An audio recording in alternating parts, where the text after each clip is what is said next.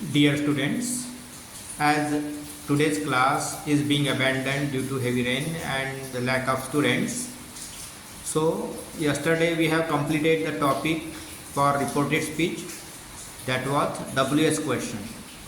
Now today we decided to complete the last topic, verbal questions, but no problem. I will send you this video for verbal question. अब यहाँ देखिए, आपके exam में interrogative form वाला questions आएगा ही. एक statement यानी assertive sentence के क्वेश्चंस हमने देखे हैं, कल देखे हैं. आज वर्बल क्वेश्चंस के ऊपर भी कुछ क्वेश्चंस वो आएंगे. तो देखिए, वर्बल क्वेश्चन शुरू होता है ऑक्सिलरी वर्ब से.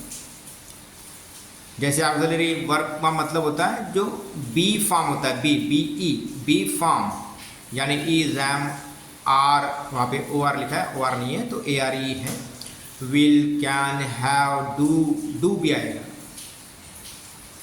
इन वर्ब को हेल्पिंग वर्ब भी कहा जाता है और इनके साथ क्वेश्चन बनाया जाता है, वर्बल क्वेश्चन. और जब इस वर्बल यानी कि ऑक्सिलरी वर्ब जब यूज़ किया जाता है वर्बल क्वेश्चन बनाने के लिए, तो ऑब्वियसली उसका जो आंसर आता है हमेशा यस और नो में ही आएगा. जैसे कि मैं अगर कहूँगा are they going to the hospital, क्या वो हॉस्पिटल जा रहे हैं क्या, तो इसका आंसर ऑब्वियसली क्या आएगा, यस और नो में ही आएगा, या तो यस या फिर नो. तो समझ जाना, जब आंसर यस और नो में आएगा तो वर्बल क्वेश्चन ही होगा. अब ऐसे वर्बल क्वेश्चंस को इनडायरेक्ट स्पीच में कन्वर्ट करने का है तो आपको ये स्ट्रक्चर जो दिया हुआ है, देखिए, आस्क यूज़ करना है. आस्क यानी सवाल पूछे जाते हैं, बोले नहीं जाते. उसके साथ में इफ़ या वेदर लगाना है. इफ़ या वेदर लगाने के बाद में जो हमने कहा था कि इंट्रोगेटिव मार्क निकल जाएगा, यानी इंट्रोगेशन मार्क निकल जाएगा. जब इंट्रोगेशन मार्क निकल जाएगा तो फिर से सवाल नहीं पूछना है, तो हमें असर्टिव सेंटेंस बनाना है, यानी स्टेटमेंट बनाना है. तो इसके पहले भी मैंने आपको बताया था कि स्टेटमेंट बनाना है तो पहले सब्जेक्ट लेना पड़ेगा, उसके बाद ही वर्ब आएगा, ना कि वर्ब पहले और सब्जेक्ट बाद में. ये ध्यान रखना है, इसी के ऊपर मार्क्स होते हैं.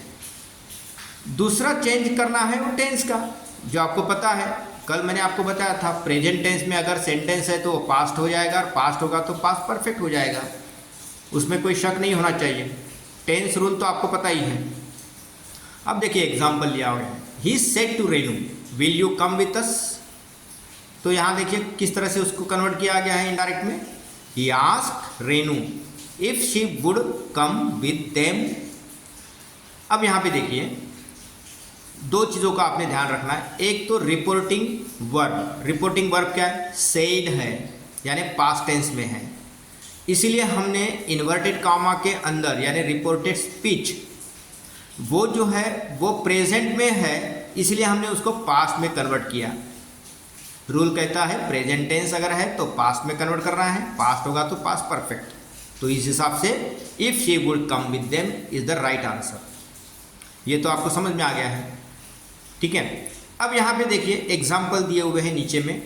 Teacher said to me have you completed your homework today, so this activity should be done by your self, just I make confirmation about the rules.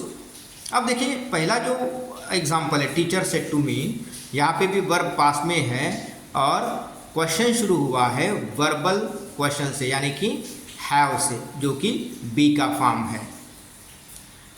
और सेंटेंस है प्रेजेंट टेंस में. देखिए वर्ब है past tense में, यानी कि reporting verb said ये past tense में है, लेकिन जो बी फॉर्म वाला वर्ब है यानी हेल्पिंग वर्ब है वो प्रेजेंट में है, यानी रिपोर्टेड स्पीच जो है, रिपोर्टिंग स्पीच जो है वो प्रेजेंट में है, लेकिन इसको आपने कन्वर्ट करना है पास्ट टेंस में. तो आपने उसको सोचना है और लिखना भी है. सेकेंड सेंटेंस में भी देखिए सेम है, सिर्फ यहाँ पे क्या वर्ब लिया गया है, आर, यानी ये भी बी का ही फॉर्म है आर से शुरू हुआ है तो आंसर यस और नो में ही आएगा।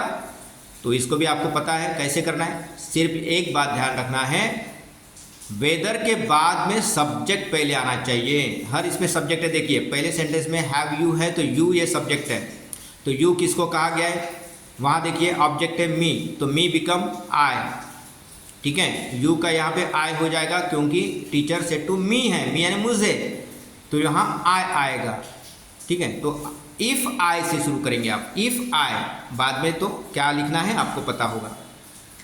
सेकेंड सेंटेंस में भी देखिए क्या कहा गया है, Jeetu said to his mother. अब Jeetu said to his mother are you ये क्वेश्चन हो गया। अगर हमें स्टेटमेंट बनाना है तो यू यानी है मदर, तो मदर यहाँ पे हम लिखेंगे शी, उसका जो प्रोनाउन है शी यूज़ करेंगे, ठीक है। उसके बाद में वर्ब यूज़ करेंगे। नीचे में भी देखिए वर दे नॉट हियर यस्टरडे, क्या वो कल यहाँ पे नहीं थे, हाँ या ना में आंसर आता है। लेकिन वर का जो वितरी है आप सबको पता है हैड बीन, तो यहाँ पे भी सब्जेक्ट लेना है दे का तो दे ही रहेगा, तो दे के बाद में जो वर्ब आएगा वो आपने यूज़ करना है। इस तरह से ये सारी एक्टिविटी आपने घर पे करनी है और यही आज के क्लास में हम डिस्कस करने वाले थे।